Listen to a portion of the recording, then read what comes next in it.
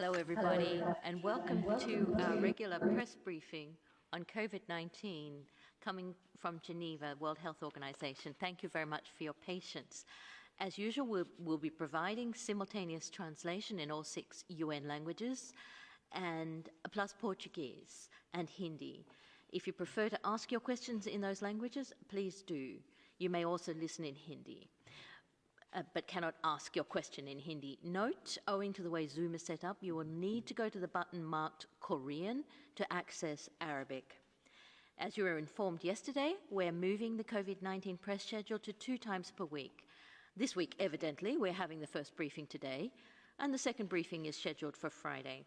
Today, joining our Director General, Dr. Tedros, will be our other regular speakers, Dr. Mike Ryan, Executive Director, Emergencies, and Dr. Maria Van Kerkhove, our Technical Lead for COVID-19, as well as Dr. Soumya Swaminathan, our Chief Scientist, and Dr. Benedetta Allegranzi, our Specialist in Infection Prevention and Control. And they will, as ever, provide answers to all your questions. I will now give the floor to Dr. Tedros for his opening remarks. Dr. Tedros, you have the floor. Thank you. Thank you, Margaret. And good morning, good afternoon, and good evening. It took 12 weeks for the world to reach 400,000 cases of COVID. Over the weekend, there were more than 400,000 cases across the globe. There have now been 11.4 million cases of COVID-19 and more than 535,000 lives have been lost.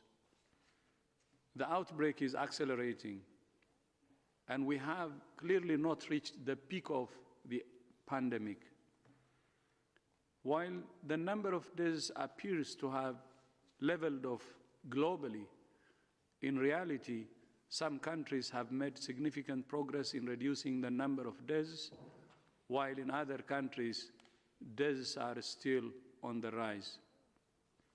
Where there has been progress in reducing deaths, countries have implemented targeted actions towards the most vulnerable groups. For example, those people living in long-term care facilities. Over the past few months, there has been a lot of discussion about the origins of COVID-19. All preparations have been finalized, and WHO experts will be traveling to China this weekend to prepare scientific plans with their Chinese counterparts for identifying the zoonotic sources of the disease. The experts will develop the scope and terms of reference for a WHO-led international mission. The mission objective is to advance the understanding of animal hosts for COVID-19 and ascertain how the disease jumped between animals and humans. WHO will continue to communicate the latest scientific advances to the media and general public as we have them. In this vein, WHO continues to work with technology companies to make sure people have access to accurate health information and resources on COVID-19.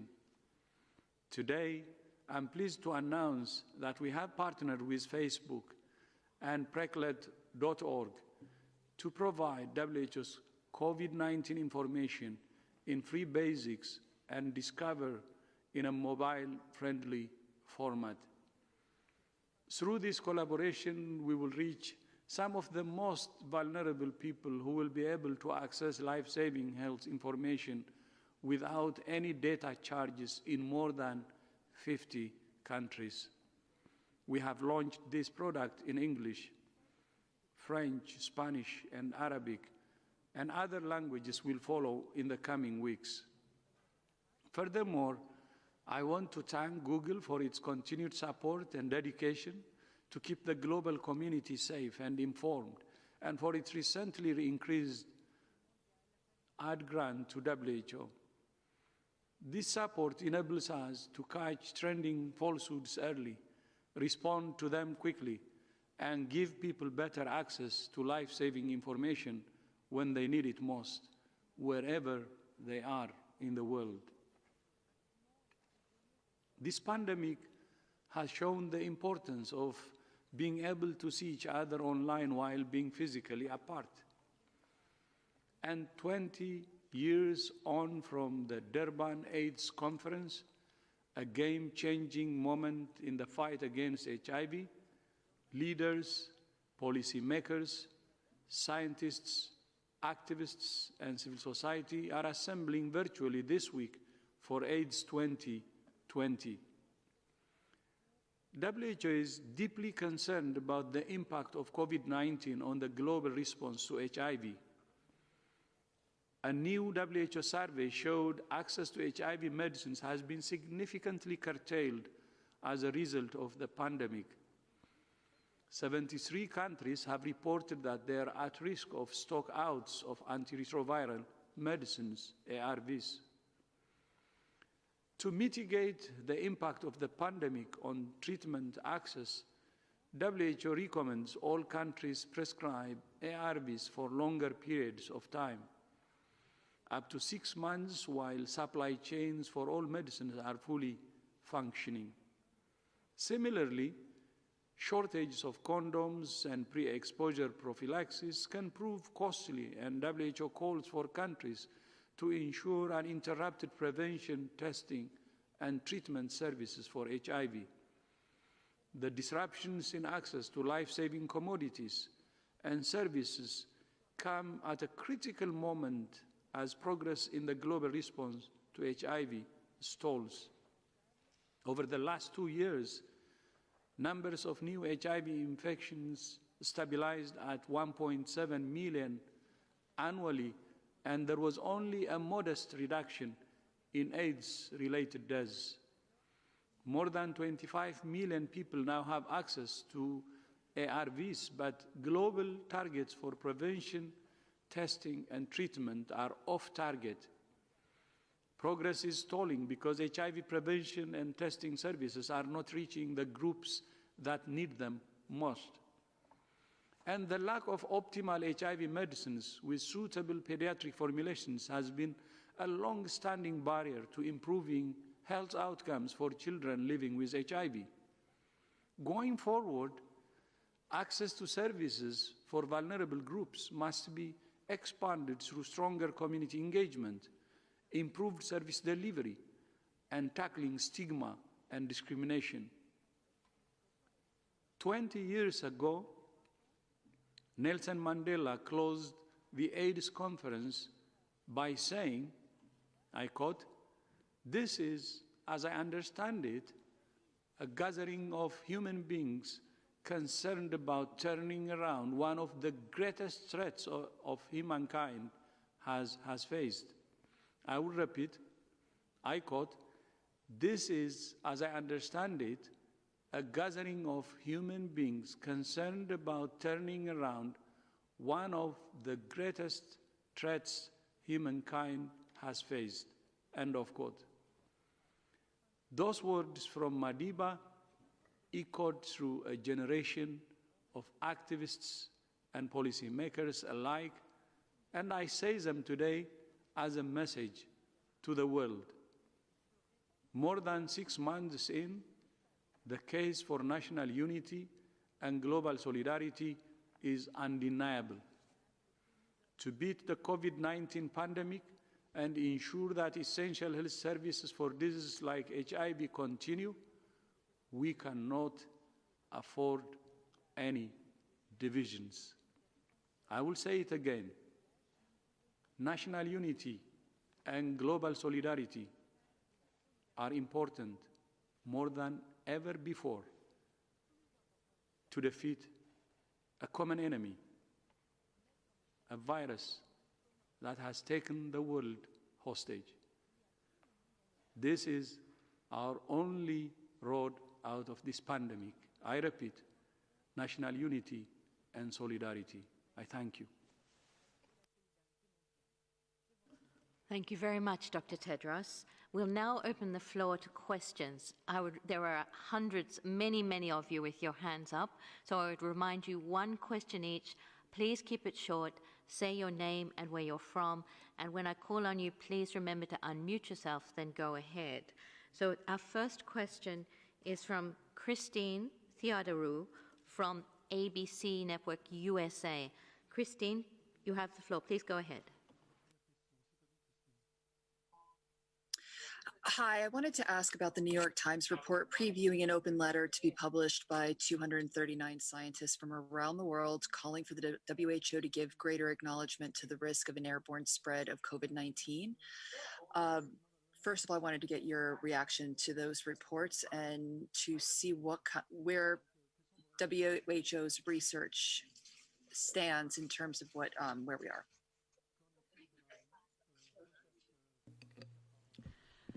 Thank you for your question. So we have discussed and collaborated with many of the signatories of the articles that you have mentioned over the last few months. And indeed, we discussed the available evidence that has been discussed in these pieces, and also we received contributions from many of the signatories of these pieces.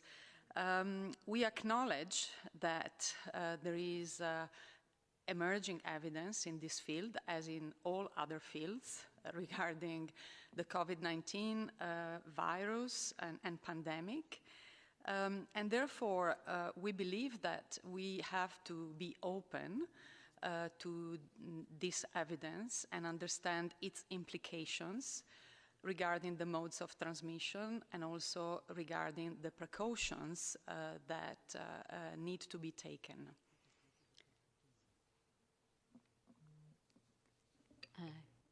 Would you like to add something, Maria?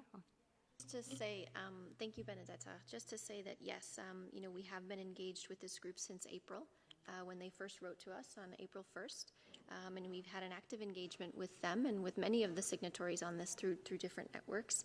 And as we have said previously, we welcome the interaction from scientists all over the world, from many different disciplines. Many of the signatories are engineers, which is a wonderful area of expertise, which adds to growing knowledge about the importance of ventilation, which we feel also is very important. We have been talking about the possibility of airborne transmission and aerosol transmission as one of the modes of transmission of COVID-19, as well as droplet. We've looked at fomites, we look at fecal oral, we look at mother to child, we look at animal to human, of course, as well. And so we are producing a scientific brief on summarizing where we are. We've been working on this for several weeks now, and we've engaged with a large number of groups, epidemiologists and clinicians, IPC specialists, engineers, mathematical modelers, to try to consolidate the growing knowledge around transmission. But we have spoken about the importance of all of the different potential modes of transmission. This is a respiratory pathogen, and so it is important that what we know fits into the guidance that we have, which is why a comprehensive package of interventions are required to be able to stop transmission. This includes not only physical distancing, it includes the use of masks where appropriate in certain settings, specifically where you can't do physical distancing, and especially for healthcare workers. So our focus on the use of masks, of course, is for healthcare workers, and to use airborne precautions where you have those aerosol generating procedures. But we're also looking at the possible role of airborne transmission in other settings where you have particularly closed settings where you have. So we will be issuing our brief in the coming days, and that will outline everything that we have in this area. Thank you very much, Drs. Allegranzi and Van Kerkhoff. The next journalist with a question is Jérémy Lange of RFA. Jérémy, please go ahead. Yes, thank you so much. Can you hear me? Yes, please. Go ahead, please. Thanks. I will ask my question in French, if I may. It's kind of a follow-up of the previous question. Sur cette étude des scientifiques qui parlent d'une transmission dans l'air, malgré tout, est-ce que ce n'est pas inquiétant, cette étude, quand on pense que l'OMS a suspendu ses essais sur l'hydroxychloroquine après l'étude de Lancet qui a depuis été retirée, mais quand on pense que l'OMS a été très proactif sur ce sujet-là, est-ce que sur ce sujet de la transmission par l'air, est-ce que là aussi il n'y a pas lieu de donner des recommandations tout de suite dans un contexte où on est en plein été, en tout cas sur cet hémisphère? et la climatisation fonctionne dans tous les lieux publics, y compris à l'ONU. Donc, est-ce que ce n'est pas inquiétant? Merci. Thank you, Jeremy. Dr. Allegranzi will answer your question.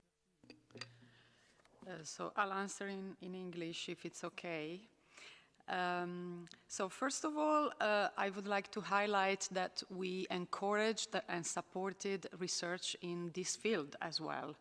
You highlighted the hydroxychloroquine or the treatments field of research, but we have supported research in this field as well.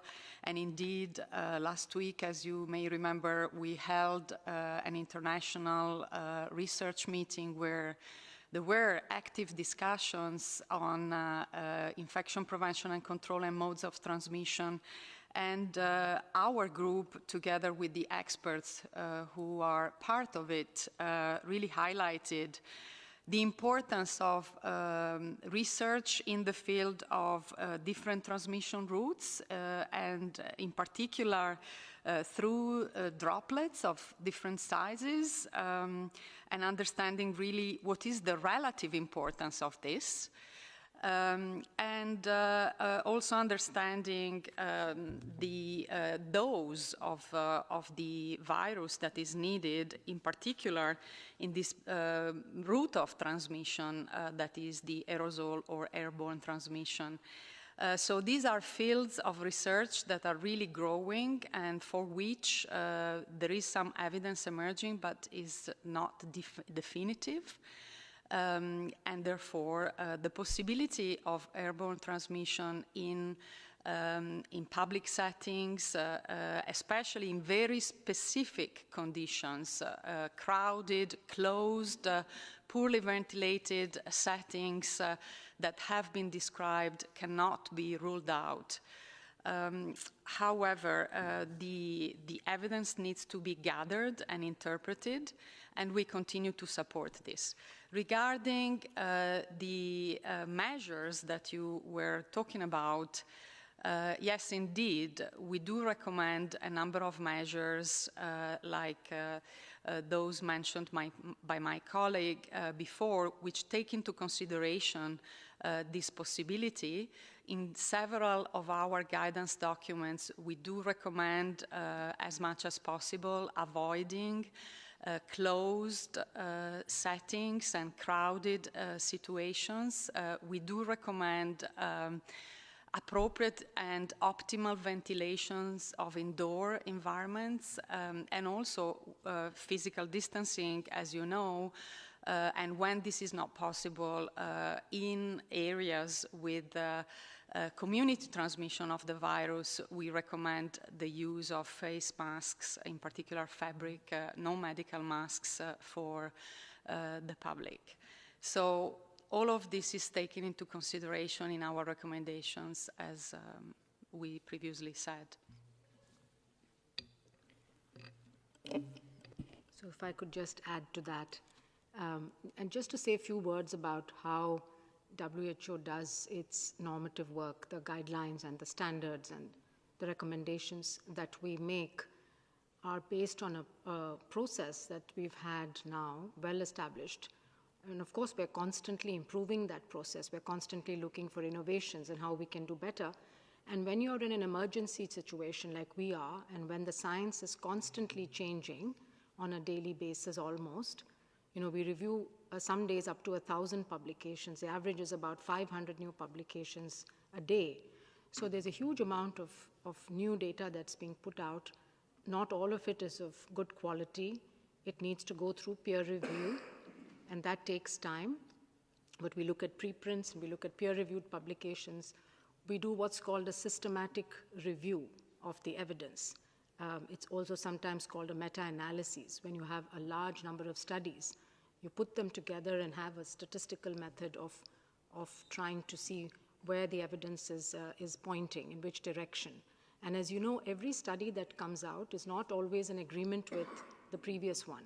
That's how science evolves, till you get a body of data.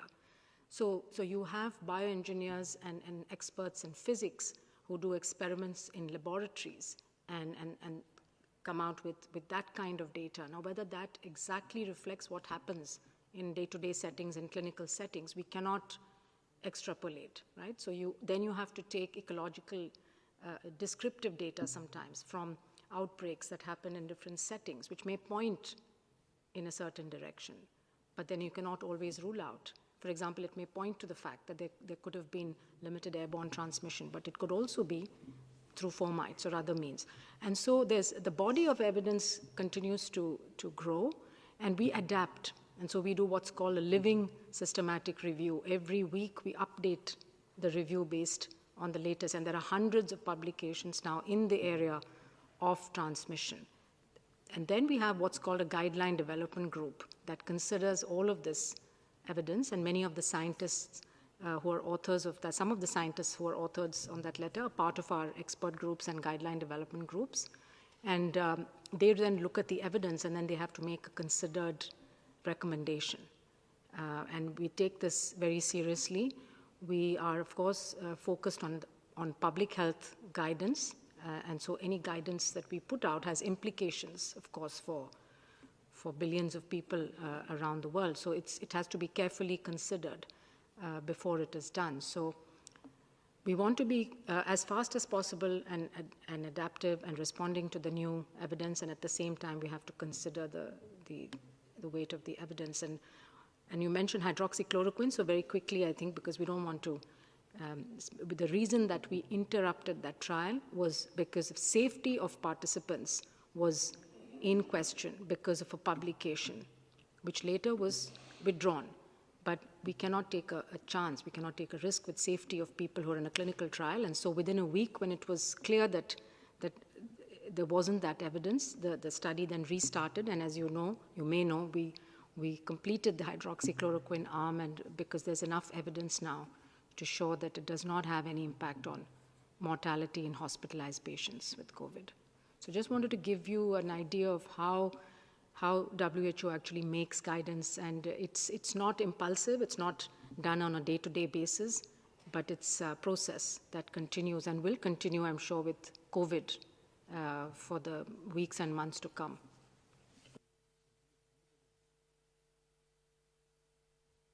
Thank you very much for those comprehensive answers. We now have a question from Bianca Rosier from Globo, Brazil. Bianca, please go ahead. Hi, Margaret. Can you hear me? Very well. Please go ahead. Thanks a lot. Yeah, the Brazilian President Jair Bolsonaro just announced that he tested positive for coronavirus. And as you know, in the last months, we have seen him calling COVID-19 a small flu, ignoring the use of masks, and also criticizing social distancing measures. We would like to hear from the WHO how important is it that leaders set an example to the population in the fight against the pandemic, and how dangerous is that Brazilians feel lost in the middle of a crisis like this one? I'm sure Dr. Tedros will speak to this, but we certainly wish Mr. Bolsonaro very well, and we wish him a speedy and full recovery from this disease. Other leaders around the world have had similar experiences.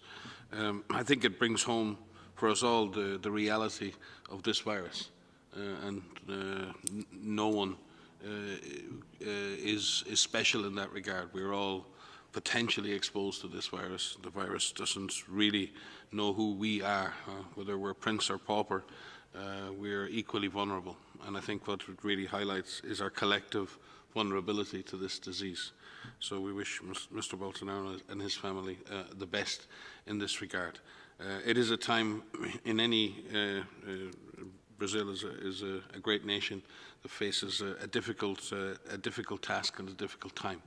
The numbers in Brazil have stabilized over the last number of days, and certainly the reproductive number across many of the states, while it still hovers above 1, it has moved down. However, the hospital system still remains under some pressure, and while it is still coping, and again with great regard to the skill and commitment of health workers all over Brazil. But hospital occupancy and ICU bed occupancy is still coping, but it's in many cases near critical. So Brazil faces many of those challenges. We hope, as I've said here previously, that Brazil can continue to develop and deliver the response at federal, state and at local level, that we see the unity of purpose and the sustained application of the comprehensive strategy that we have advocated for a very, very long time. And we trust that if Brazil can bring all of its health system, public health system, and its communities together, that Brazil can continue to make progress in the face of this disease. But I think the message to us all is we are all vulnerable to this virus. Yeah, thank you. I think Mike has said it all. We have been saying for a long time now, including at the early stages of the pandemic, that this virus is very dangerous. And we called it many times public enemy number one. This is early days. It has two dangerous combinations. One, it moves fast, and also it's a killer. And that's why we were worried and warning the world continuously. So, as Mike said, I think we are all vulnerable. And that's why we also say this is an enemy against humanity, that humanity should stand in unison to fight and defeat it. This happens once in a century. It's a dangerous virus. None like this has been seen since 1918. And national unity, I said it in my speech, and global solidarity are the most important, and without which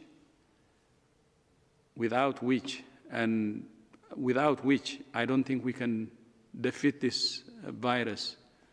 And the divisions actually will be advantage to the virus. And not only Brazil, the whole Latin America doesn't look good.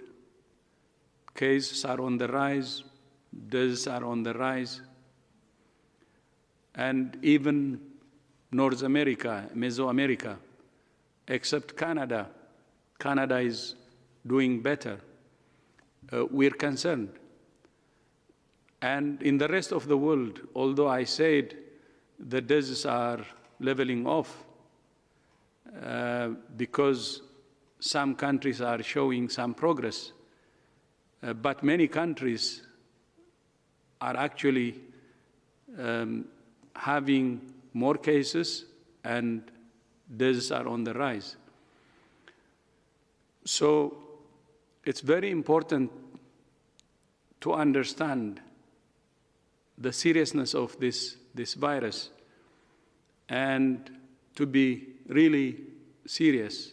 No country is immune, and no country is safe, and no individual can be safe. But having said this, we wish His Excellency, the President, well, and we wish him fast recovery. And I hope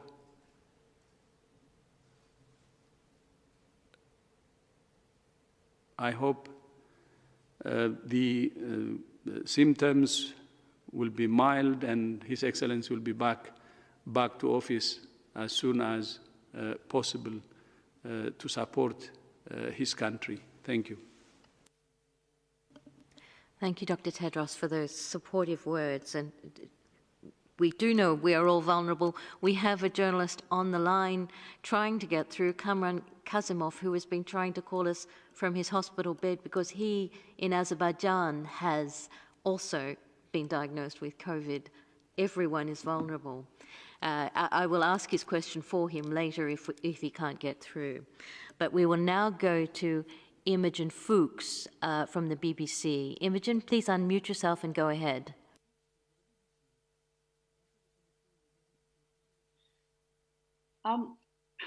Thank you for my question.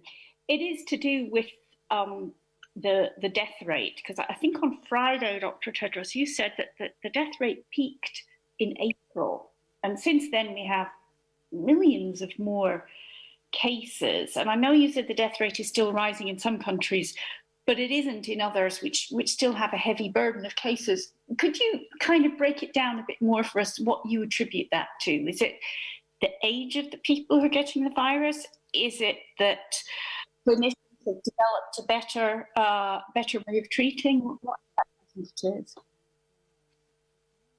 Imogen, you broke up. Did you get the? Can you repeat the last? It was okay. Is it clinicians have developed a better way of treating it? They know more about it.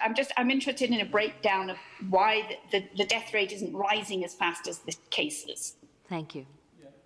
Thank you. About the deaths, I will give it to my colleagues to say more. But when I said last time about the peak in April, it was about Sweden, actually. It peaked the week of April 20, and ever since, the number of deaths in Sweden actually has been on the decline. Of course, the number of cases has been on the increase even until the week of June 22 in Sweden. And I said, of course, we worry about the increased number of cases, but more important is, watching on the number of deaths. Even if the number of cases increase, if we manage to reduce the number of deaths, that would be very important. And that's why I cited Sweden as an example. And there are other countries whose death rate is actually on the decline. And that's why overall number of deaths globally has actually leveled off. But that doesn't mean that it's a success, because the leveling of number of deaths globally is because of some countries, but in many countries it's on the rise. And that's why we said, even if the number of cases are increasing, we have to focus especially on the number of deaths, and we need to have targeted approach to reduce the number of deaths. And many countries have found that the deaths are disproportionately higher in older age groups and other vulnerable groups. And when they started their targeted approach, especially in long-term facilities, the deaths started to decline. So that focused approach will be very important, and that's what we're suggesting based on the experience from countries that managed to lower deaths like Sweden. But another example is, I think we have said it before, Japan. Even though the number of cases were high, especially at the initial stage of the pandemic, but the number of deaths were kept really low. And this was because Japan was focused in targeted intervention to save lives. And many countries can follow that targeted approach, which can help to keep the death rates low. And the April peak, which I said was about Sweden, which ever since has actually declined in Sweden. Thank you. Just as a general rule of thumb, if you go back to April, we were probably average around 6,000 deaths per day globally, and that sort of stayed pretty steady and has dropped in sort of mid-May to around 5,000 deaths per day, and it's gone up and down slightly around that number, and it's kind of stayed very steady, as the DG has said, overall. But within that, there are countries with increasing deaths and countries with decreasing deaths. What has happened, though, at the same time, if you imagine, again, back in April, we were around 80,000 cases a day, 6,000 deaths. In March, about 80 to 100,000 cases, and again around 5,000 to 6,000 deaths. And then in May, into beginning of June, very similar. But what we've seen in the month of June is an acceleration in the number of cases. And what hasn't accelerated with that yet are the number of deaths. But we know it takes time, and there is a lag phase in that. So some of this may be lag. We may see deaths start to climb again because we've only really experienced this rapid increase in cases over the last 5 to 6 weeks. So we may see that. So I don't think it should be a surprise if the deaths start to rise again. It would be very unfortunate, but it may happen. There is an element, certainly, of better care. And again, doctors and nurses and physicians have really learned how to better manage this case. Simple stuff from oxygen therapy to prone therapy, managing patients, picking out those patients who are likely to deteriorate more rapidly by looking at oxygen levels in the blood. So essentially managing the clinical pathways so the patients most likely to get very sick get into the highest form of care quickly. So the clinical pathway has been managed more effectively, has probably had an impact on the overall number of deaths. Certainly some of the therapies that have become available may also have reduced death rates. We've seen the likes of dexamethasone and others that have reduced the number of deaths in very severe patients, and a number of those factors. There's also the testing factor. As testing has increased, the proportion of people maybe in younger age groups who are being detected that were not detected before has increased, so the overall number of fatalities is a smaller proportion of the overall number of cases. That certainly has some impact on that, but we would expect the proportion of positive cases as the total number of cases to drop at the same time, which has happened in many places. So you're right, Imogen, it is a complex series of factors. But what's good is that the death rate is stable.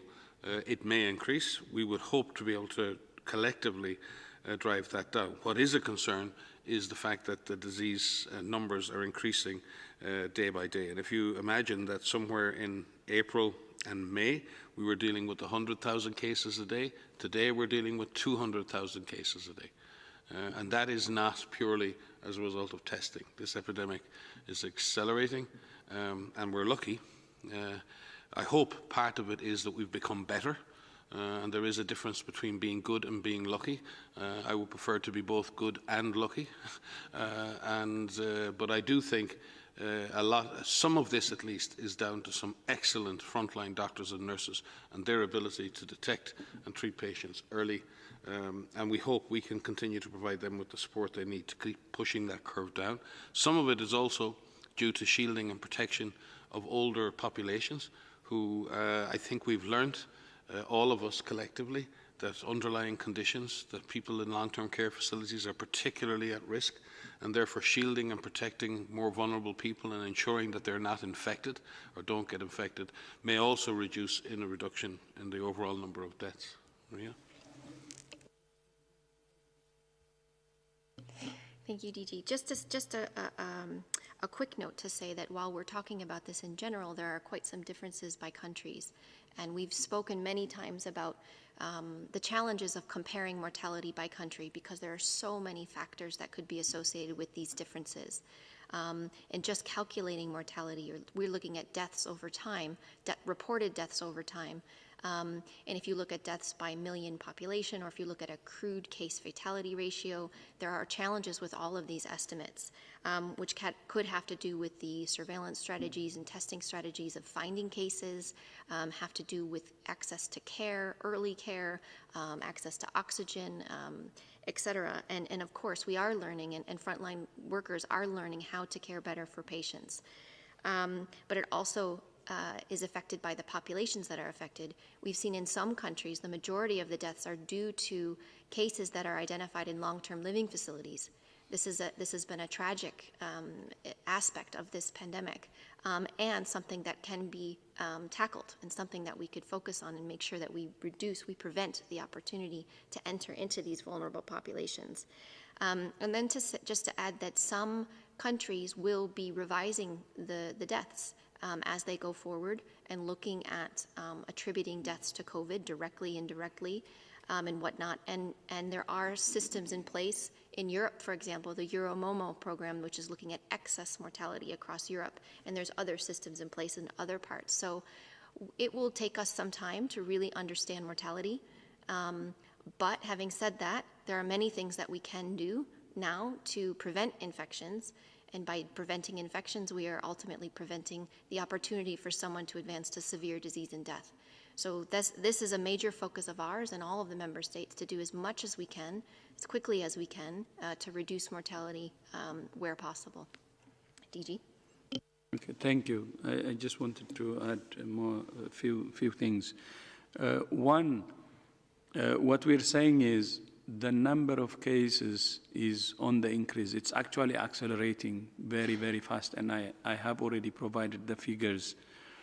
But it's still positive. It's still possible by using the comprehensive approach to minimize transmission, and we have to focus on that. But what we're saying is we have to be even more focused, and we have to do more to save lives, to minimize mortality. And many countries are doing that, and that's why it's leveling off, and we have to invest on that. But one more thing I would like to say is on the Americas, I'd like to say that especially the Caribbean countries are doing very well, both in terms of suppressing transmission and also in terms of saving lives. But not only the Caribbean, the Pacific countries are also doing well. And there are some positive or good progress in some parts of the world too. But overall, we're really concerned, as I said earlier. Thank you very much. That question stimulated a really rich discussion. We're running out of time. I'm sorry, there are so many of you on the line, but we've only got time for 2 more questions. So I'll now go to Kai Kupferschmidt. Thanks. Thanks for taking my question. I was wondering, just to go back to the announcement of the scouting team to go to China for the look at zoonotic transmission. Can you give a little bit of an idea of what are the kind of things that you would hope to achieve there? What are the kind of things that you would hope you can look at? Would you be trying to go to, industrialized farming, really try to get a sense of the animal-human interface that might exist, or are you going to concentrate on Wuhan, where the first cases were? I realize that all of this is part of what you want to decide in that advanced mission, but I'm just curious what you hope to get out of it. Yeah. Thanks, Kai. I know you follow these issues quite closely over time, and I think, first of all, you and many scientific journalists know that the answers on these questions are sometimes elusive, and it is quite a detective story to find the source and the intermediate pathways by which the virus can breach that barrier to humans. We spent decades trying to do that in Ebola. We spent years trying to do that with MERS and SARS. It takes time, and it does take a meticulous, multi-sectoral approach to this. So there is the wild animal kingdom, there is the farmed animal kingdom, then there are the interfaces with humans. Those interfaces with humans can occur with wild animals, they can occur on farms, they can occur in markets, and we don't know where that species barrier was actually breached.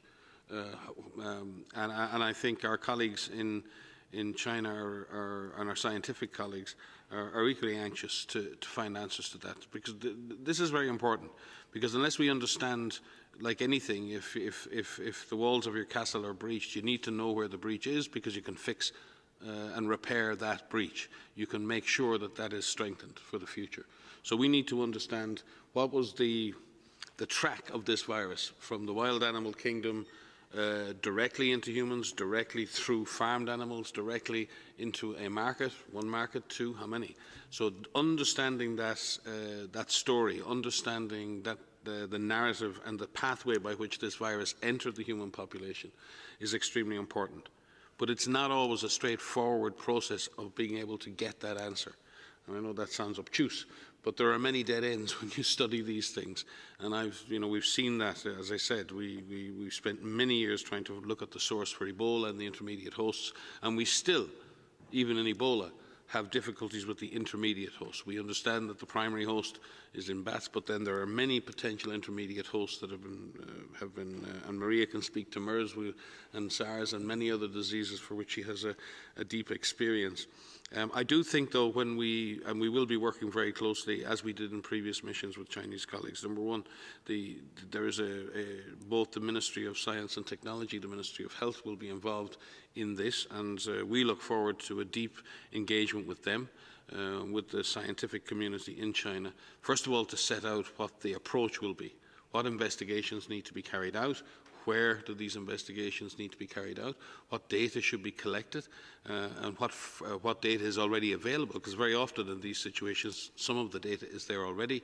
You need to look at that data, what's available, then you need to decide, is that enough data to make a determination, both epidemiologic data, laboratory data, animal data, and then you decide, based on that data, whether further investigations are needed and where those investigations are needed.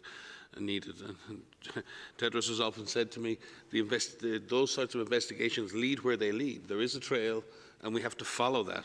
But the best place to start is clearly in where the disease emerged in humans first, and where the disease emerged in humans first, where the first clusters of atypical pneumonia occurred were in Wuhan. So that is the best starting point for an investigation of the animal origin. But after that, I think we have to keep an open mind. Science must stay open to all possibilities, and therefore we need to lay out a series of investigations that will get the answers that I'm sure the Chinese government, governments around the world, and ourselves really need in order to manage the risk going forward into the future. Thank you, Mike. And by the way, when we say a team is going for the preparations to China, it doesn't mean that China has not been researching on this. It doesn't mean that we will be starting from scratch, because there is capacity actually in China to do research. So as Mike said, we will pick up from what's already done, and the planning of this team that's going to be going for the planning with its counterparts will of course consider what has been done so far. So we shouldn't consider as if there was no movement or no activity until now. Thank you. Thank you very much. As I said, we were trying to get through to Kamran Kasimov, but unfortunately we have not been able to get him. So we wish him well and wish him to, as everyone else who's fighting this virus.